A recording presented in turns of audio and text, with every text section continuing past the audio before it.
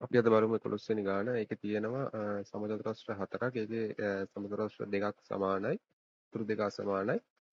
ඊට පස්සේ මේකේ ත්‍රිකෝණයක් නිර්මාණය කරලා තියෙනවා. ඒකේ ඒ ත්‍රිකෝණයේ වර්ගඵලය හොයන්න කියලා තමයි තියෙන්නේ. ත්‍රිකෝණයේ දැන් ඔකේ වර්ගඵලය හොයද්දී අපිට උතන ත්‍රිකෝණයේ වර්ගඵලය හොයද්දී භාගයයි ආධාරකයේ වැඩි කිරීම ලම්බ උස සූත්‍රය දාලා හොයන්න පුළුවන්. ඒත් ඒක මේ සංකීර්ණ වැඩක්. ඒ හින්දා අපි දැන් ගාන හදන ලේසි ක්‍රමයේ බලමු. මේක සුළු කිරීමක් තමයි තියෙන්නේ. අපිට දීලා තියෙන සමුද්‍රාශ්‍රයේ මම නිර්මාණය කරනා වගේ කඩිරක් නිර්මාණය කරගන්නවා. සමුද්‍රාශ්‍ර තිරස් රේඛාවක් නිර්මාණය කරගන්නවා සමුද්‍රාශ්‍ර හරහා යන. ඊට පස්සේ සමුද්‍රාශ්‍ර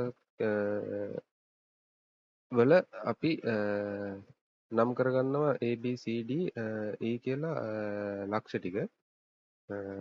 ඊට පස්සේ සමුද්‍රාශ්‍ර කිව්වට පස්සේ පාද හතරම සමානයි.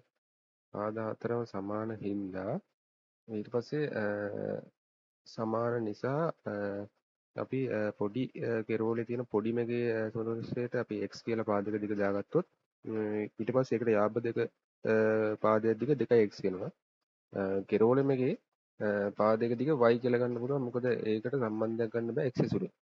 ඊට පස්සේ අපිට දීලා තියෙන පොඩි ත්‍රිකෝණයේ පොඩි සමතුලිතයේ වර්ගඵලය 7යි වර්ග සෙන්ටිමීටර් කියලා. ඊට පස්සේ x වර්ගය සමානයි 7යි. ඒ කියන්නේ x සමානයි මූල 7ක් වෙනවා. ඊට පස්සේ y වර්ගය අපිට ඒක දීලා තියෙනවා 49.5 වර්ග සෙන්ටිමීටර කියලා. ඊට පස්සේ y ට අපිට පාදයක දිග ගන්න පුළුවන් 49 වර්ගමූලය 7යි 7යි මූල 5 කියලා. ඊට පස්සේ අපිට මේකේ අඳුරු කොළ කොටසේ වර්ගඵලය ඒක අපි අර ත්‍රිකෝණය ඇසුරෙන් ගන්න නැතුව අපි ගන්නා මෙතන ත්‍රපීසියමකුයි අර හිස් අවකාශයේ තියෙන ත්‍රිකෝණයකුයි අඩු කරලා අඩු කරුවට පස්සේ එන එකේ වර්ගඵලය තමයි ත්‍රිකෝණයේ වර්ගඵලයට සමාන වෙන්නේ කියලා අපි එතන අපි ඒ මාර්ගයෙන් අපි ඒක ගන්නවා. ඒ කියන්නේ අපි ABE ත්‍රිකෝණයේ වර්ගඵලය ඊට පස්සේ අපිට එනවා තව ත්‍රපීසියම. ත්‍රපීසියම එන්නේ BE DC ත්‍රපීසියමේ වර්ගඵලය ඒ දෙක එකතුව ඊට සංයුක්ත තල් රූපයක් එනවා. ඒක එකතුව අරගෙන ඒකෙන් අඩු කරනවා ACD ත්‍රිකෝණයේ වර්ගඵලය.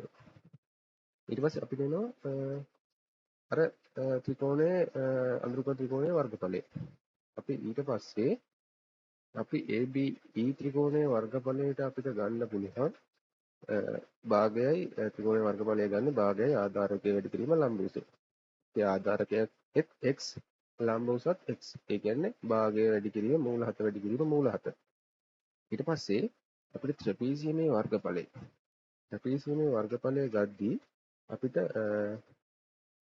පාද අපි y x අසුරෙන් අපි ලියාගත්තේ ත්‍රපීසියමේ වර්ගඵලය අපි හොයද්දී සමාන්තර පාදයේ එකතුව බෙදීම 2 වැඩි කිරීම ලම්බ උස.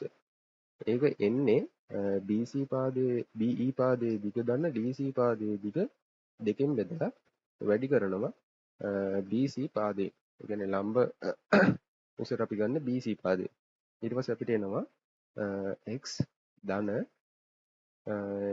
ඊට පස්සේ අපිට අර කඩේර ඇන්දර පස්සේ අපිට එතනින් ගත්ත හැකි වෛරින් x කියලා DC පාදයේ. ඊට පස්සේ ඒක බෙදීම 2 වැඩි කිරීම BC පාදයට අපිට එනවා 2x ධන y කියලා. ඊට පස්සේ අපි x වලටයි y වලටයි අර මූල 7යි 7යි මූල 5 කියන අපේ ආදේශ කරලා ත්‍රපීසියමේ වර්ගඵලය අපිට හොයන්න පුළුවන්.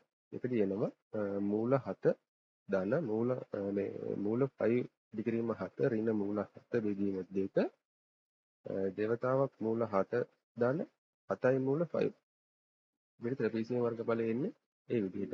අතන ඊට පස්සේ මූල 7 ධන මූල 7 ඍණ මූල 7 කපලා අපිට ගන්න පුළුවන් 7යි මූල 5 බෙදීම 2 වතාවක් 2යි මූල 7 ධන 7යි මූල 5 කියලා.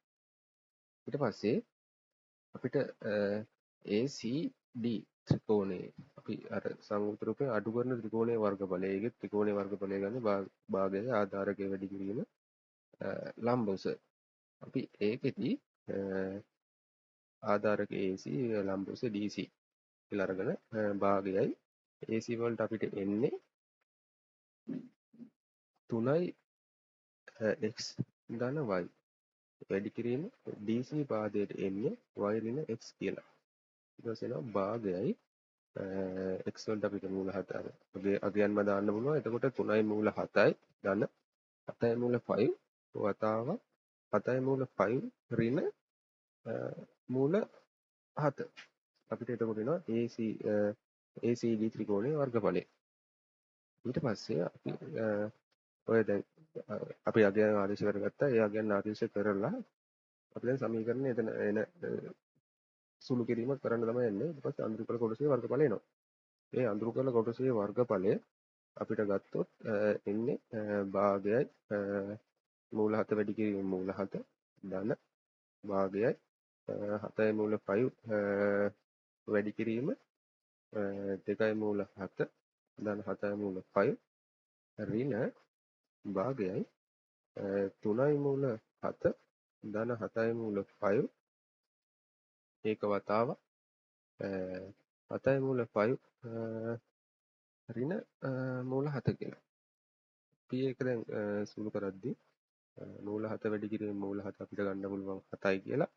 ඊට පස්සේ සමීකරණය සුළු කරලා 7යි මූල 5 වලින් 2යි මූල 7යි 7යි මූල 5 වැඩි කරලා පස්සේ එනවා 14යි මූල 7යි 5. මූල 5 වැඩි කිරීම මූල 7 කියන්නේ මූල 7යි 5. ධන 49යි 5 ඍණ 21යි 7යි මූල 5 වෙනවා. ඊට පස්සේ අපි ඊට පස්සේ එන සුළු කිරීම ගත්තට පස්සේ ඒක ඍණ අගයන් වගේ එන්නේ. ඊට පස්සේ 21 ඍණ 49යි 5 ඊට පස්සේ එනවා ධන